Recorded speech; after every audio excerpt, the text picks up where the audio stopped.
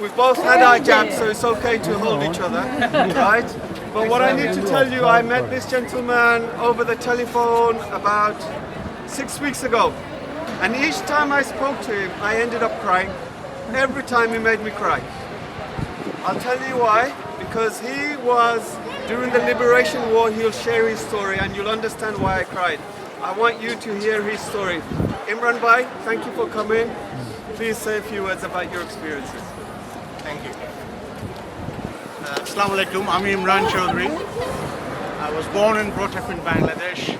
I lived half of my life in Bangladesh. I caught up myself with my family into this big mess of 1971. My father was serving in the Rifles, that means East Pakistan Rifles. We were living in between Sylhet and Dhaka, a place called Brahmanbaria, and my father was in Sylhet. So he revolted with his troops on the 27th of March, about 9:15 in the morning when he was in Shamshan Nagoriapur. Am I loud and clear? Yes. Right. And then Brahmanbaria was independent till the 17th of April 1971. 17th of April, around 3 o'clock, 4 Sabajets plane came on and bombarded the town for 42 long minutes. The worst experience, worst feeling, the hollowness in your body, the mind. It just perpetuates into a different climax, makes you feel you are dying, the next bomb is going to hit you. I was only 11 years old. 42 minutes, the Pakistan Army or the Air Force leaves, and the whole town says that Bhago, in Bengali, get out of the town. Because from both sides, from Bhairab Bajar and Akhaura, the Pakistan Army is enveloping the town. And I just came out from the pond because we were hiding in the pond whilst the bombardment was going on. It was completely wet. And my mom said, with 2 brothers, my younger brother was 6, another was 4, and my sister was 15 years old. And whatever we could just grab, we left the house. That is the exodus that started. And I came back in Bangladesh on the 17th of December from India, lived as a refugee. I did not know when is the next meal, what are we going to eat. It was the most precarious life that anyone can have at that age, what we have been through. The whole family is separated like nobody's business. My sister is in Dhaka in the hostels. My another brother is in hostel in a school. My elder brother was in Sylhet. He was a student going to appear in Matric in 1971. My dad is in Sylhet. We don't know where he is. And we are 20 days. We have gone from villages to villages to villages to villages. Nobody wants to have us. Because I'm not trying to show off or anything. We speak very differently.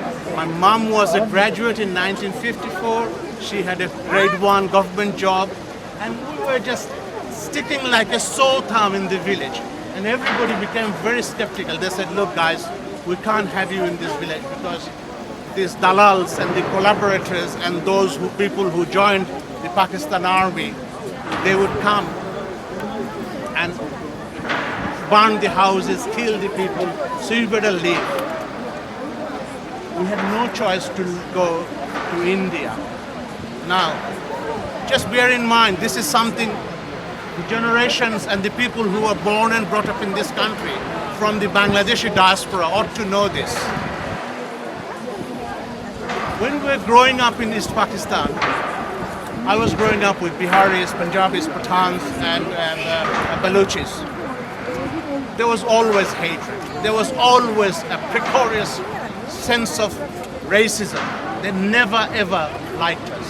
Bengali, chota hai, kala hai, machli khata hai, boo aata hai, badboo aata hai. This was the rhetoric. And living in our own country, and I used to fight. I used to have problem every other day. So just to give you an example, we needed to cross a road, the old Sylhet-Dhaka road. That was the highway, only highway in Bangladesh. We have to cross that road in order for us to go to India. Why are you eating meat now? This is about 50 feet wide, and with the sides and footpath, you are looking 100 feet. Now that road was covered by Pakistan Army every 10 minutes. One truck comes from this way, one jeep goes from that way. And you have to take that chance to cross it over. And you don't get caught. If you do get caught, I don't think we will see it next day.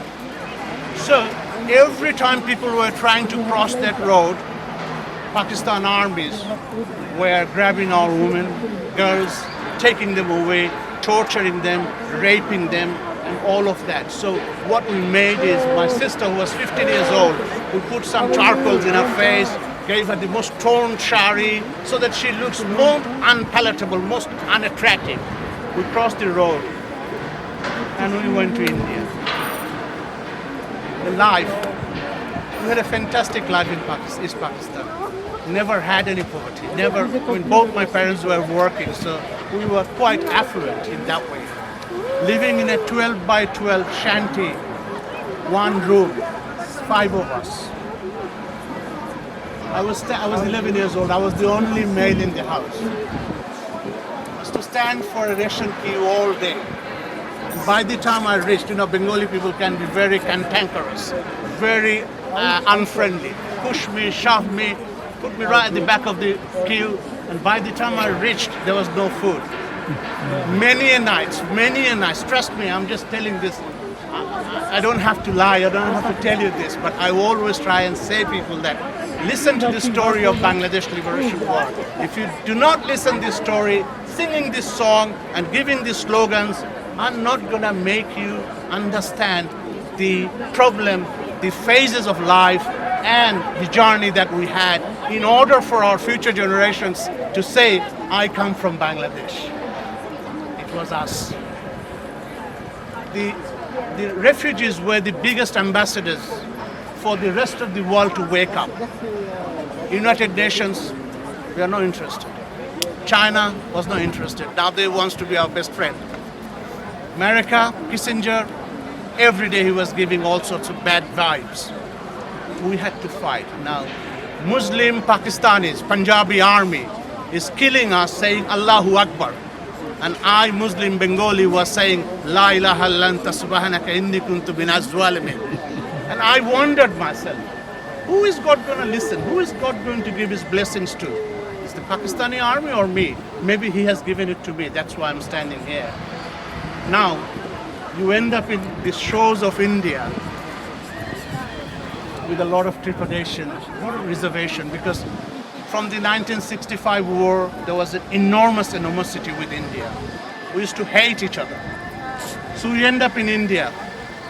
And guess what? The Indian, Bengali, Hindu families in Agartala, they openly embraced us with their open arm.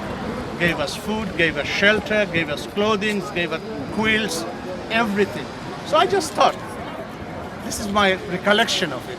When religion fails, I think humanity triumphs, right?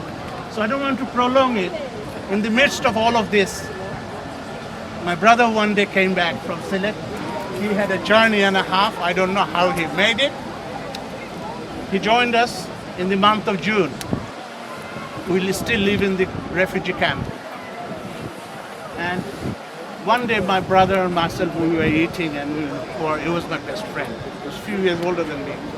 My mom told us that, guys, if you guys keep on eating food like this, sitting in the camp, refugee camp, the country is never going to be independent. Go and fight. And my brother did that. He never came back. That is how we achieved Bangladesh. Thank you.